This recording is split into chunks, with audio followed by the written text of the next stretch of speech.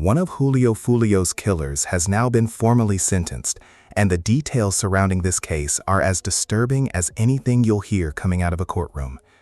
Alicia Andrews received the maximum sentence of 15 years for her direct role in the murder of Julio Fulio. And before we even get into the specifics, the first question a lot of people are sitting with is a simple one. If 15 years is the maximum, what does the minimum actually look like for something this serious? Because when you understand the full picture of what happened and how these individuals carried themselves throughout this entire process, the idea of anything less than the maximum feels impossible to justify. Let's start with what happened inside that courtroom, because it set the tone for everything. This woman was laughing on the stand. Not a nervous laugh, not a moment of uncomfortable tension breaking through, laughing, openly, with zero visible remorse, zero weight, zero acknowledgement of what she had been involved in. And that single image tells you more about the mindset of the people connected to this case than any legal document ever could. This was not a crime that happened in a moment of panic or rage. Nobody in this situation snapped under pressure and made a decision they immediately regretted. These were cold, calculated, deliberate people who planned something out and executed it without hesitation, and apparently walked into a courtroom still feeling completely unbothered about it. That level of detachment from the gravity of ending a human life is genuinely chilling. The prosecution came in asking for the maximum, and they walked out having received exactly that. But there was a moment during the sentencing that people who were in that room say shifted the entire energy. Julio Fulio's mother took the stand. And when a mother stands up in front of a judge, looks out at that courtroom, and describes what it felt like to watch her son get hunted down, and that was specifically the language she used, hunted, like a deer being tracked through the woods. No legal argument in the world carries that same weight. That's not strategy. That's not courtroom theater. That is a woman telling the truth about what was done to her child in the most raw and unfiltered way a human being can communicate pain. There was a plan. There was a specific target. And these people followed through on that plan with the kind of precision that makes it clear this wasn't impulsive. They knew what they were doing, and they did it anyway. The prosecution pushed hard, the mother spoke her truth, and the judge handed down the maximum. And while 15 years may feel inadequate to some people given the nature of this crime, it's worth noting that other individuals connected to this case didn't walk away with 15 years. Some of them received life sentences. Because when you participate in something like this and the courts get the full picture of what went down, the consequences reflect that. These people genuinely believed they were untouchable. They moved like the rules didn't apply to them, like this was all just a game with no real ending.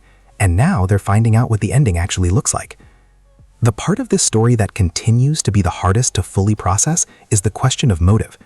Because even after everything that's come out, it's still not entirely clear whether these individuals had any meaningful personal history with Julio Fulio at all. Think about that for a second. You have a man who lost his life, a mother who will carry that loss for the rest of her days, and an entire community left asking why. And the answer might simply be that the people responsible barely even knew him. There may not be some deep-rooted conflict or years of bad blood behind this. It may have been even more senseless than that. And somehow that makes the whole thing heavier, not lighter. Let's get into the full details right here. Or not, my son would still be alive today had people not participated in carrying out this plan. A holiday and family gathering is now filled with grief. I replay the memories of my son constantly. I think about his laugh, his voice, and the moments we will never get back. The trauma from this loss follows me every single day. No sentence will ever bring Charles back to me, but... And that's the real tragedy sitting at the core of all this. Several individuals connected to this case walked away with life sentences. Not years, not a decade, but life. And what makes it hit differently is the mindset that led them there. They genuinely treated the streets like a simulation, like consequences had a workaround, like there was always another opportunity waiting on the other side of a bad decision. They moved through real situations with real stakes, as if the rules didn't fully apply to them, as if getting caught, destroying lives, or taking someone else's freedom was just a temporary setback you could recover from by pressing reset and starting over. But life doesn't work that way. There is no reset button. There is no loading screen. There is no extra life waiting in reserve. And when you're sitting inside a cell, staring at 4 walls, serving time that rightfully belongs to someone else, that truth doesn't just land, it crashes into you. Everything you thought you understood about consequences, about the game, about how the streets actually operate, it all comes into focus at once. And by then, it's far too late to do anything with that clarity. As for Alicia Andrews, only time will reveal how her sentence ultimately plays out in full. The legal process has its own timeline, and there are variables that remain to be seen. But regardless of how things develop from here, the road she is currently walking is one she built with her own decisions. Nobody handed her that path. She chose it, step by step. Shifting over to something a little different, Sexy Red and Chief Keef are apparently back together. Now, if you've been following this situation at all, you already know these two have had one of the most consistently inconsistent dynamics in the entire industry. On, off, public, private, it's been a cycle. But honestly, the more interesting conversation here isn't even about the relationship. It's about Chief Keef himself, because he remains one of the most genuinely puzzling and fascinating figures in hip-hop right now. Think about what he's actually doing. The man has money, real, sustainable, independent money. He maintains cultural relevance without actively chasing it.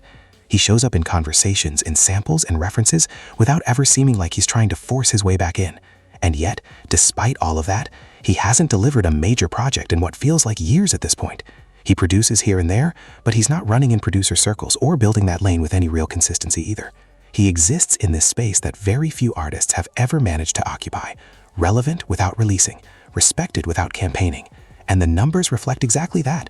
Somehow, right now in 2025, Chief Keef is sitting at 15 million monthly listeners on streaming platforms. 15 million.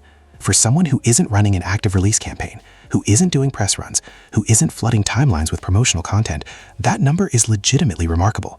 It tells you everything about the kind of imprint he made early in his career and how deep that catalog actually runs in terms of cultural staying power. He built something that outlasted the moment it was created in. And on top of all of that, he's fully independent. He moves entirely on his own schedule, answers to no label, and has clearly demonstrated that he doesn't need industry infrastructure behind him to stay afloat. Credit where it's genuinely due.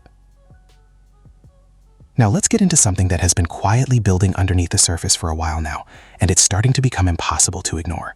People are beginning to sense that Jay-Z is positioning himself for a calculated, deliberate response. And when you zoom out and look at the larger picture, not just the recent moves, but the entire sequence of events, it almost feels like Hove had already read the situation before Drake even made his move. Like he had a clear understanding of what was coming before it arrived.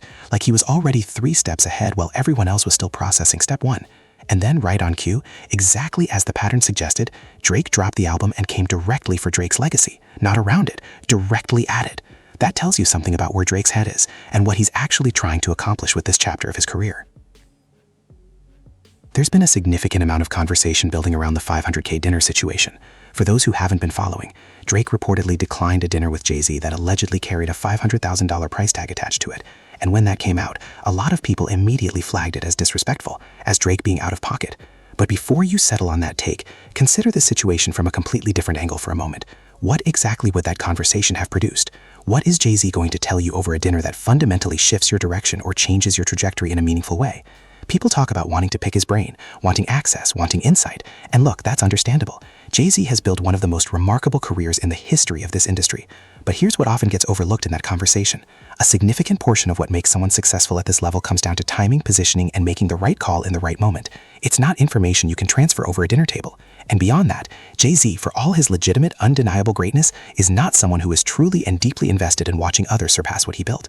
That's not a criticism. That's not shade. That is simply the nature of competition operating at the absolute highest level. At that altitude, everyone is still keeping score, even when they act like they're not. Unless you're blood, unless you're family, there's a ceiling that exists for everyone else in his orbit. And here's the part that doesn't get discussed enough. There's actually a reasonable argument to be made that sitting at that table could steer you in the wrong direction rather than the right one. The guidance you receive might serve his interests more than yours. Jay-Z and Kanye have historically shared that same competitive wiring, both of them built at a level where the idea of someone stepping over their legacy is something they never fully accepted.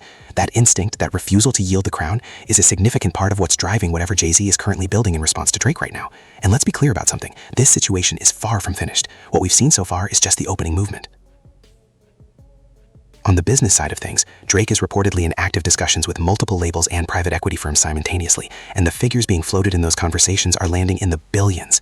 Now here's my honest read on how this actually plays out when the dust settles. Universal comes back to the table with a significant sweetheart offer, something in the billion-dollar range, and Drake ultimately remains within their ecosystem. But here's the critical difference. It will not be under the same terms as before, not even close. There will be exit provisions carefully built into whatever new agreement gets structured, language that gives him the ability to walk away cleanly if Universal fails to hold up their end of the arrangement. Because when you really think about it, I don't actually believe Drake wants to leave Universal entirely. I think the real objective here is to renegotiate his position from the strongest possible leverage point he has ever stood on. And right now, that leverage is at its absolute peak. We could realistically be looking at a 90-10 split or something equally rare and unprecedented for the remainder of his career. That would be a restructuring that almost no artist in history has managed to secure at this scale.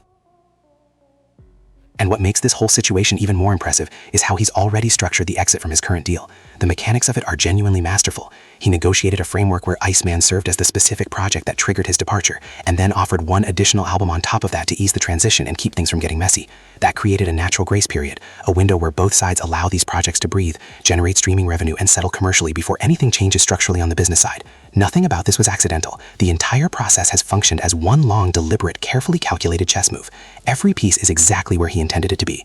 The plot twist that everyone is waiting for is absolutely still in motion, and it hasn't revealed itself fully yet. As for Jay-Z, if you want to understand what he's about to do, you don't need a source. You just need to pay attention to the patterns he's established over decades. He only does press runs. He only sits for interviews. He only resurfaces publicly in a specific way when music is on the horizon. That's always been the signal. And right now, he's doing interviews. He's headlining a major event in New York. He's confirmed for a festival in Philadelphia. Every single one of those patterns is present simultaneously. The signs are consistent and they're pointing in one direction. Music is coming from Hove this year. That is not a rumor, that is not speculation, that is a conclusion based on observable behavior. The only question is what form it takes and how directly it addresses what Drake put on the table. But here is the honest, uncomfortable conversation that actually needs to happen, because a lot of people are dancing around it and very few are willing to say it directly. Jay-Z no longer holds the same cultural ground he once did, and that matters in this context more than people want to admit. The industry still pauses when he makes a significant move. That part remains true and probably always will to some degree. His business legacy, his catalog, his body of work, those things are untouchable. But the specific ability to end someone's career with a diss record, to drop something that shifts the entire cultural conversation and genuinely damages the other person standing, that era has quietly closed. Younger audiences, the actual ones driving streaming numbers and cultural moments right now, they aren't actively drawing from Jay-Z's catalog the way previous generations did. When you look at who is genuinely sitting at the center of the cultural conversation in 2025, the short list is Kanye and Drake. That's it. Everything else orbits around those two right now, and the data supports that completely. Jay-Z's catalog is currently generating fewer streaming numbers than 50 Cent's catalog. Not in a close race, just straightforwardly fewer numbers. That is not a personal opinion, that is not disrespect. That is simply where things stand when you look at the actual metrics. Now, Drake gifted academics an OVO chain, and the moment spread across the internet almost immediately, and it spread for a real substantive reason, not just because of what the chain is worth, but because of what it represents and why it was given. Let's be honest about the timeline here. Throughout all of it, the beef, the intense public backbacks, the moments where the narrative was actively turning against Drake, the pressure that came from every direction, academics never adjusted his position to protect himself. He didn't suddenly find balance when it became convenient. He didn't go quiet when things got uncomfortable. He didn't hedge his takes or soften his stance to preserve his own reputation. He stayed exactly where he stood from the beginning, and he did it publicly, consistently, without flinching. And that kind of loyalty during real turbulence, not theoretical loyalty, not loyalty when things are easy, but loyalty when staying in someone's corner actually costs you something, that is rare. That is genuinely rare. When academics revealed the chain on camera, you could immediately tell the moment was authentic. He wasn't performing surprise, he wasn't expecting it. That reaction was real. And that's the entire point Drake was making by doing it that way, publicly, on camera. He wanted everyone to see exactly what he values and exactly who he keeps track of. Loyalty during a storm will always be worth more than almost anything else you can offer someone. The people who hold their position when everything around them is unstable and uncertain reveal exactly who they are. Drake clearly maintains a careful, detailed record of those people.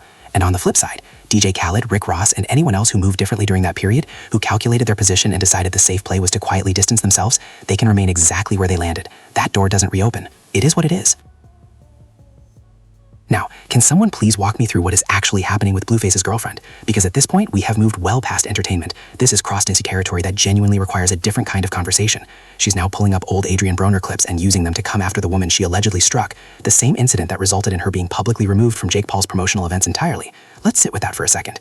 She was publicly embarrassed. She was removed from the situation in front of an audience. Her name was attached to something that reflected poorly on her and created real consequences for her access and her presence in certain spaces.